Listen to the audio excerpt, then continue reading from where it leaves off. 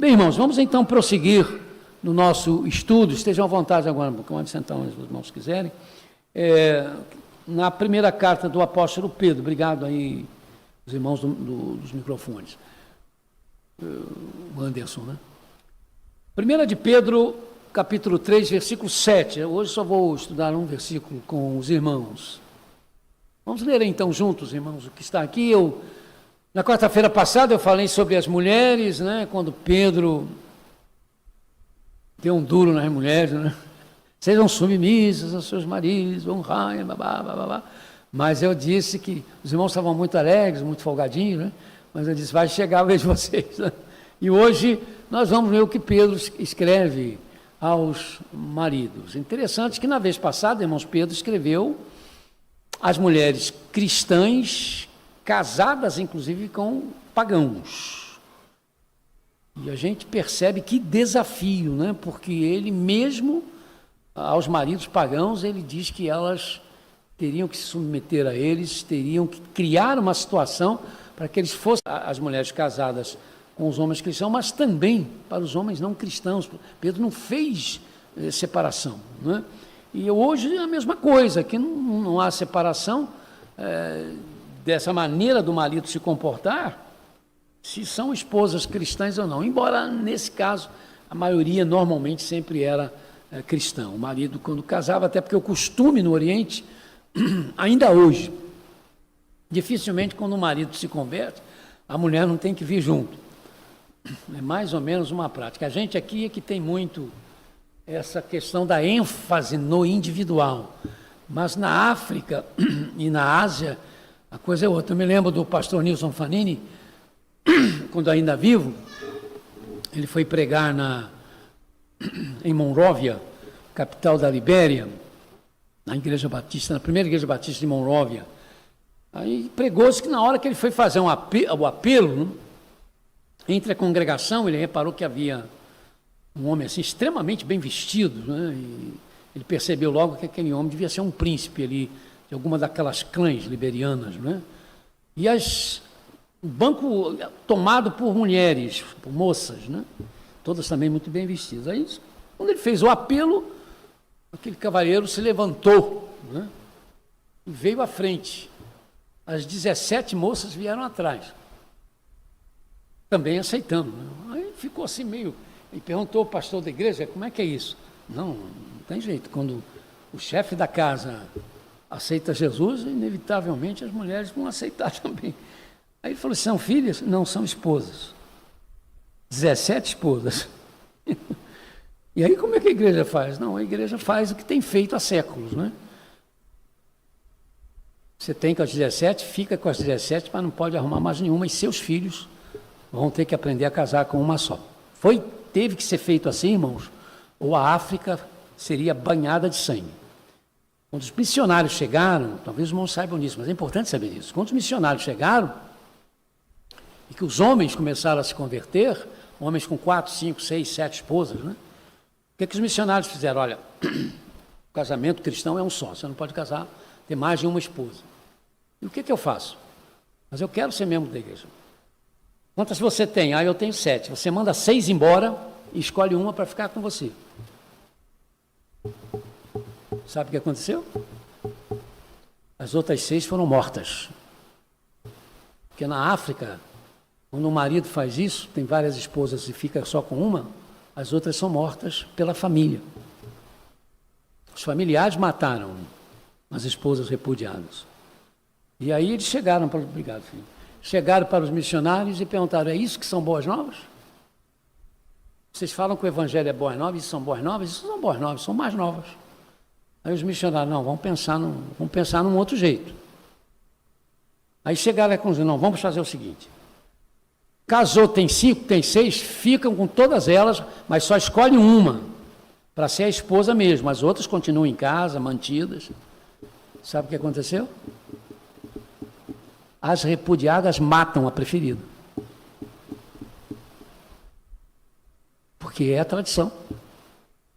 Aí a mesma conversa. Ué, mas isso são... Agora só pode casar uma vez e você não pode arrumar 7. Se arrumar 7, você é excluído, né? E por isso, com isso, a África cristã hoje praticamente é quase toda monogâmica, já a poligamia não existe, mas ainda existe muitos países muçulmanos. A Nigéria tem muitos muçulmanos que se convertem e trazem para a igreja esses problemas que a igreja tem que resolver dessa forma, não é? Então, Pedro estava falando num contexto desse, inclusive num contexto desse, não é? E a gente vê, então, que há muitas coisas de outros contextos que podem ser trazidos para o nosso, mas, obviamente, com as devidas adaptações. Então, leamos todos: do mesmo modo, vocês, maridos, sejam sábios no convívio com suas mulheres e tratem-nas com honra. Vamos ver mais adiante? Tem mais. Desculpe, é 7 e 8. Como parte mais frágil e co-herdeiras do dom da graça da vida, de forma que não sejam interrompidas as suas orações. O verso 7 é todo isso. Do mesmo modo, vocês, maridos, sejam sábios no convívio com suas mulheres e tratem-nas com honra, como parte mais frágil e co-herdeiras do dom da graça da vida, de forma que não sejam interrompidas as suas orações. Como o Senhor Jesus fez no Sermão do Monte, como Paulo fez em suas cartas, notadamente na primeira carta aos Coríntios, como Pedro também destaca agora na sua epístola, a questão do comportamento ético dos cristãos, da Igreja de Jesus, naquele contexto greco-romano, mas também no nosso contexto hoje, trata-se de um tema, de um assunto extremamente importante. Deixando claro que a Igreja de Cristo é o Israel de Deus atual e para sempre, sem esquecer o pano de fundo do Antigo Testamento e mesmo alguns comportamentos judaicos, Pedro não tem problemas em orientar sobre atitudes que fogem às questões vivenciais e práticas da antiga dispensação, mas não foge aos princípios do Antigo Testamento. O Sermão do Monte, feito pelo Senhor Jesus Cristo, subverteu as ordens das coisas daquele tempo. O Sermão do Monte, feito por Jesus Cristo, subverte ainda hoje a ordem das coisas.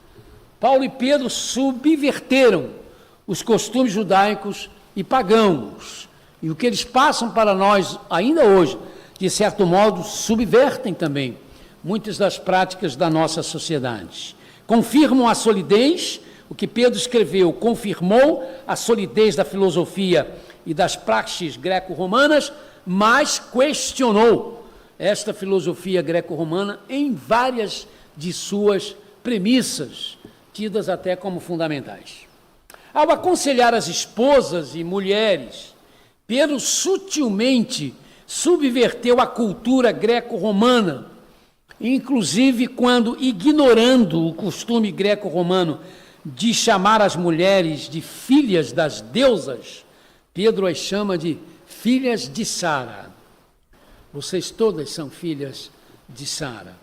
Não há dúvida que, segundo Pedro, as mulheres cristãs casadas com homens incrédulos não deviam desprezar e nem rejeitar seus maridos, tornando assim o clima doméstico, por mais complicado que fosse, viesse ser para uma mulher cristã uma espécie de desafio no qual o marido pagão, por não ter razões reais de considerar a sua esposa rebelde e insubmissa, acabaria também se rendendo ao Evangelho. Aí Pedro faz aquela interessante, né, apelo às mulheres: ganhem seus maridos sem dizer nada.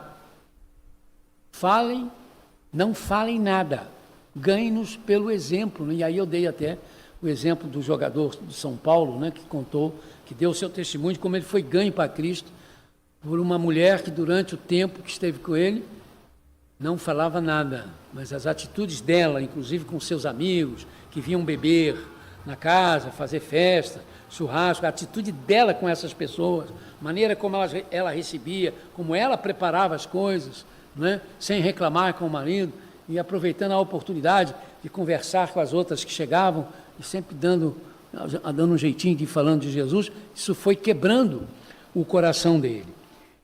Então Pedro vai escrever, vindo dessa ideia que ele acabou de deixar com as mulheres, ele vai subverter ainda mais a mentalidade greco-romana, chamando agora a atenção dos esposos cristãos, colocando-os num patamar que em muito poucos casos, tem a ver com a conduta normal dos maridos pagãos daquela época.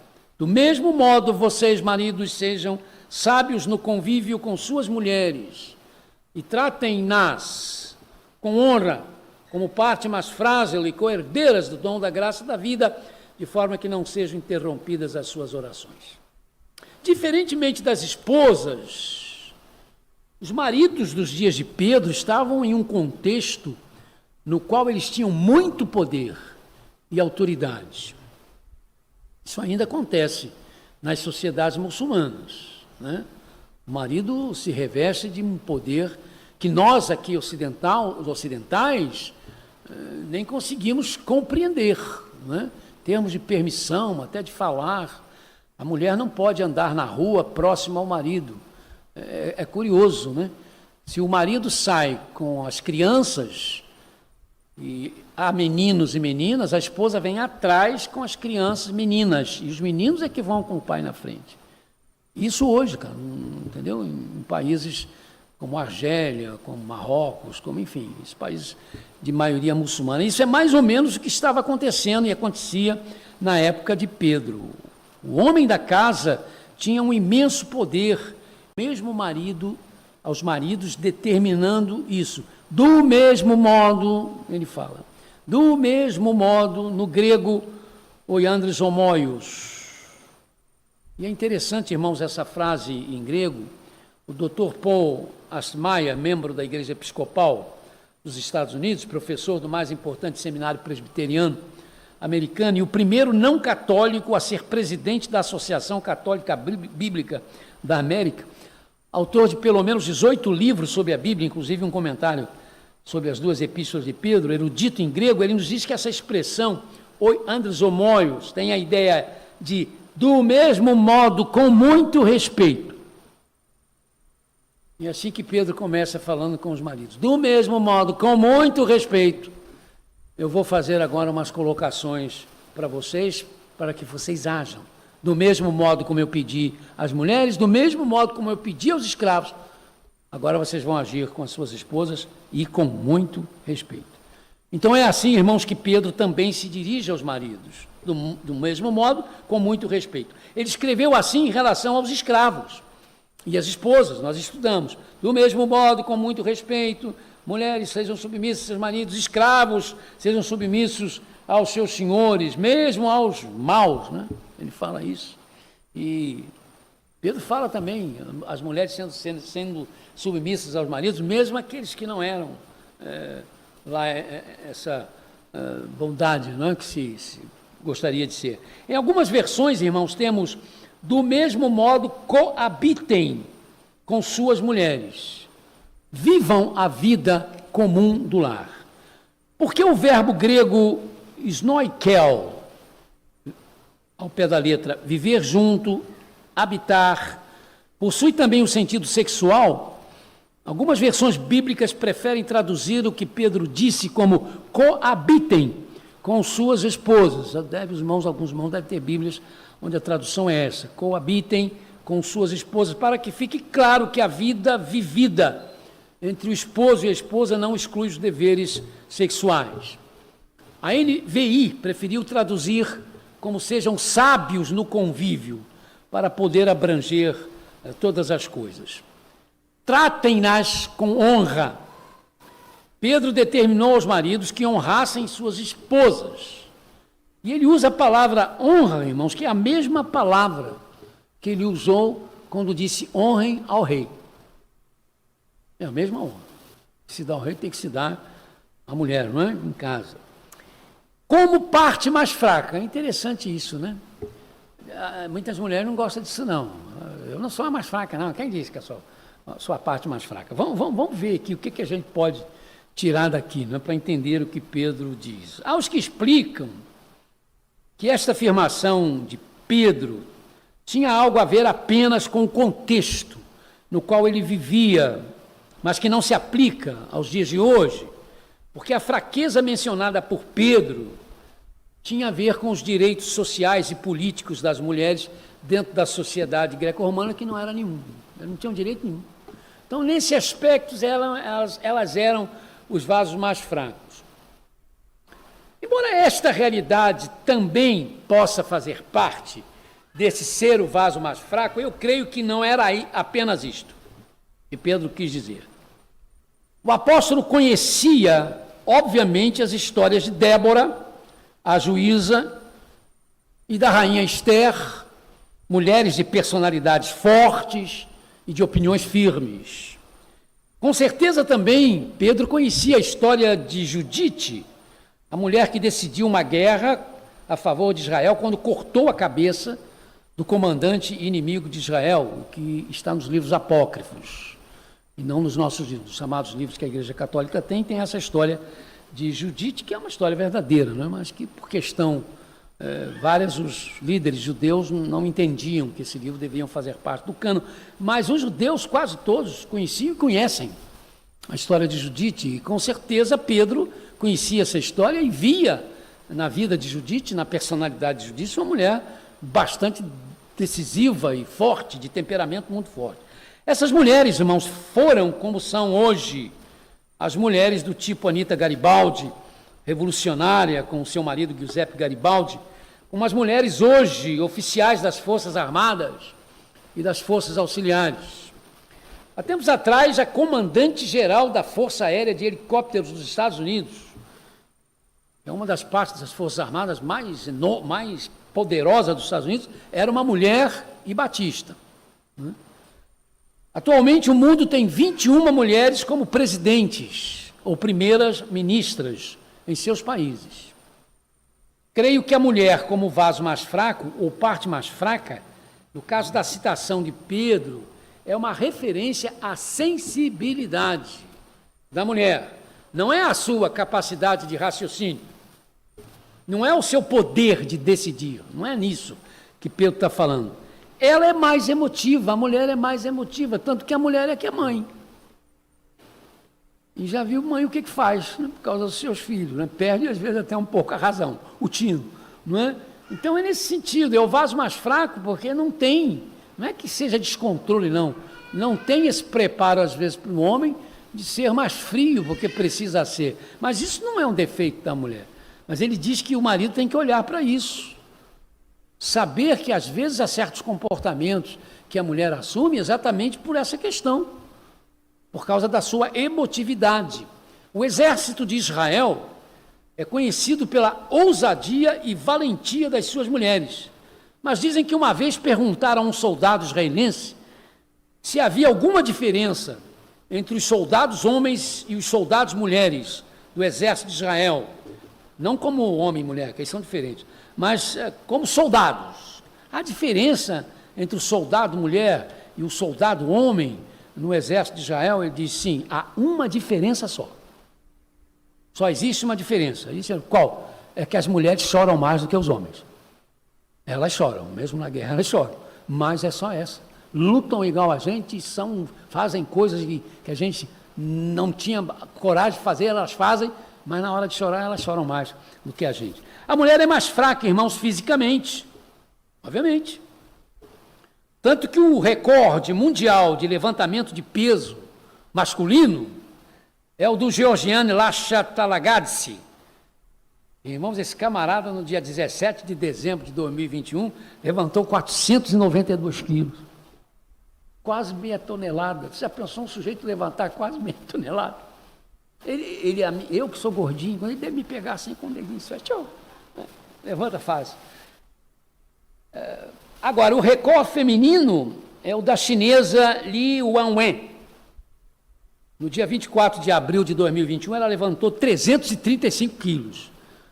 É muita coisa, mas está longe desses 492, né? Mais de 100 quilos de diferença. Veja bem, com certeza nunca vai chegar. Não estou dizendo nem que uma mulher não iguale esses 490, mas sempre o homem, em termos de peso, vai conseguir pegar mais peso.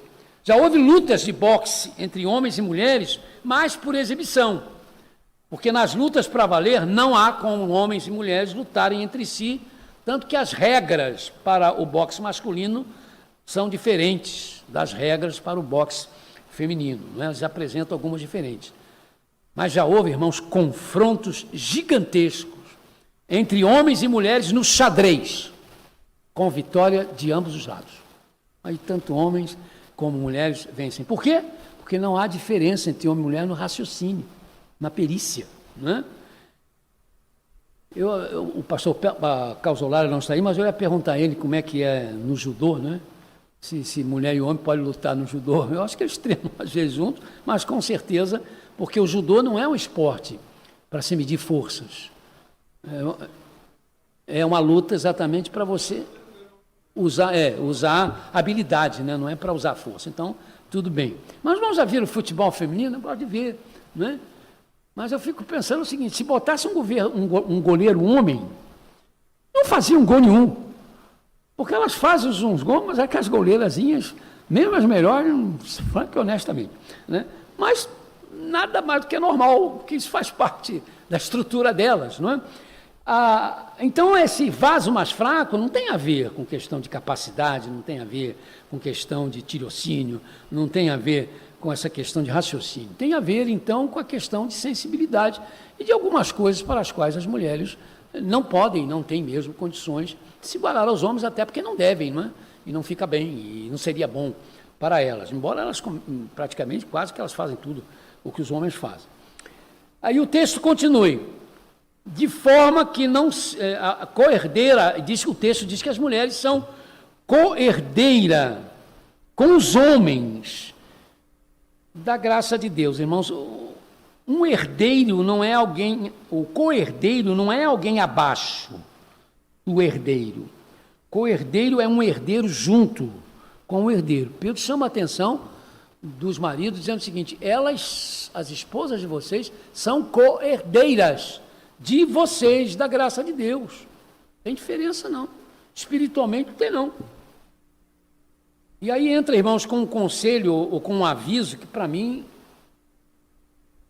a gente marido tem que levar muito a sério esse negócio aqui.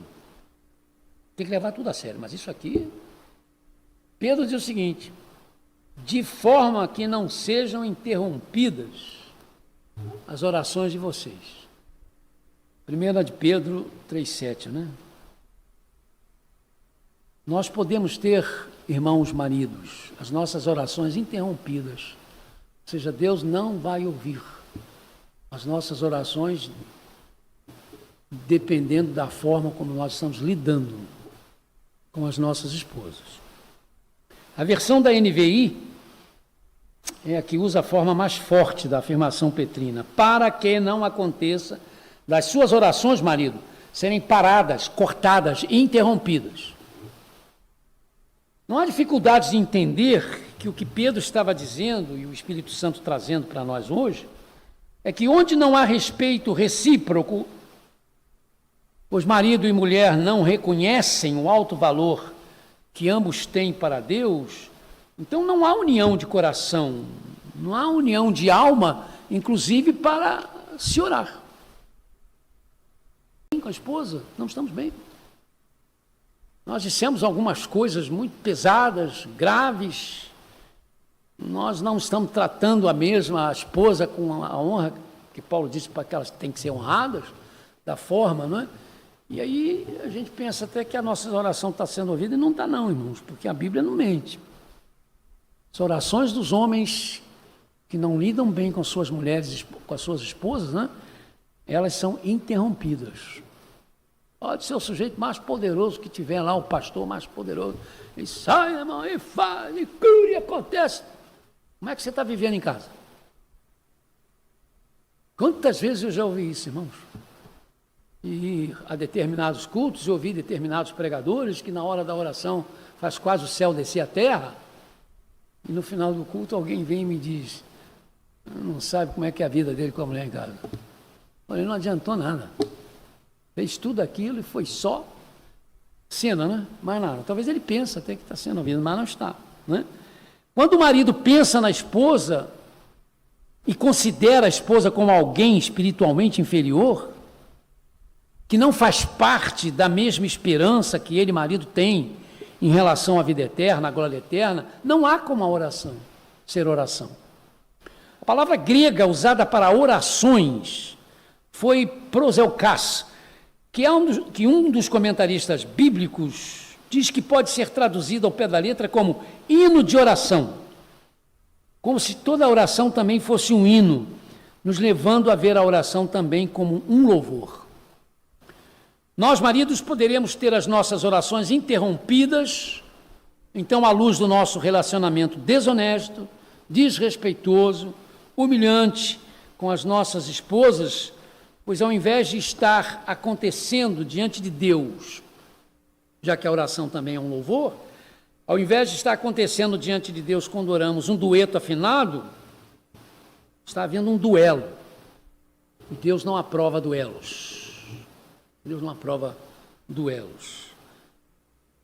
A Bíblia, irmãos, é maravilhosa em termos de consolo, de orientação, de esperança, mas a Bíblia é muito forte também quando ela contesta, né, e nos coloca contra a parede. E há muitos maridos cristãos que eu acho que não foram chamados, ou não têm sido chamados a atenção para isso, e às vezes tratam as suas mulheres, até às vezes por causa da cultura, né? Como eu volto a dizer, na África e na Ásia, e eu estive lá, e a gente vê um certo tratamento, né? Em relação à mulher complicado. E a gente ri com os nossos missionários que estão nesses países, né? Porque se você for à casa de um africano, a mulher é quem serve para todo mundo. Ela não senta, praticamente não senta, ela tem que servir comida para todo mundo. E aí foi interessante que um casal de missionários nossos, né, ele médico e ela dentista, receberam finalmente um convite de uma família africana para almoçar com eles. Aquilo foi uma festa, né? Isso começa, a porta está ficando escancarada, mas quando chegou lá, foi começar o almoço, o dono da casa pregou a salada, entregou a missionária e disse, vai e serve. Ela disse, eu contei até 20. Mas eu não vou servir não, eu sou visitante. Mas aí eu olhei para o meu marido disse, serve, pode servir. Disse que depois foi uma gozação só, não é? Mas é uma questão de costume. Mas o cristianismo, acho que teria que mudar aos poucos esse tipo também. Comportamento, né, de igualdade, onde cada um tem que se procurar se ajudar dentro daquilo que sabe fazer. Às vezes a gente quer ajudar e atrapalha, sabe? Quebra as coisas, bota a coisa fora do lugar errado, aí, mas existem outras coisas, né? Através das quais a mulher pode ser valorizada e pode ser honrada. Bem, irmãos, eu vou ficar só com esse versículo hoje, já é muito, né, para nós maridos sairmos aqui resmungando, entendeu? Mas não adianta resmungar, não. E está aqui, entendeu? Não adianta você chegar em casa, rever esse negócio todo, pensar e chamar ela no cantinho, ô Menzinha, que você é minha princesa, isso, meu aquilo, etc e tal. E aí, o máximo que ela pode dizer é espantar, ficar espantada te olhando, mas aí começar a dizer, então por que você não faz isso, não faz aquilo outro? É o risco que a gente corre. Isso é o risco.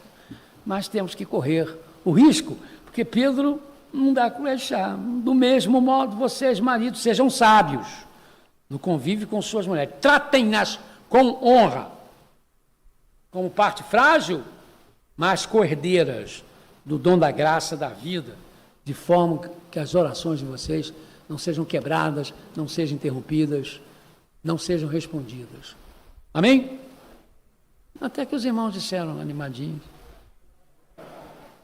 Ah, mas eu vou provocar os irmãos, eu quero ver os homens agora dizendo amém. Amém! Ih, rapaz, que coisa boa. Escutaram, mulheres? Escutaram os améns dos seus esposos, etc., repetiam? Pode cobrar deles, ok? Já sei que hoje, quando chegar em casa, eu vou ser cobrado. Com certeza.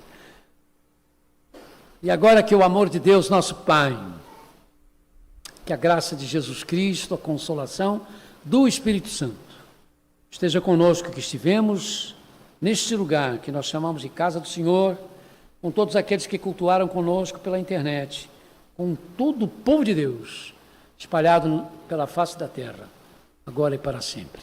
Amém.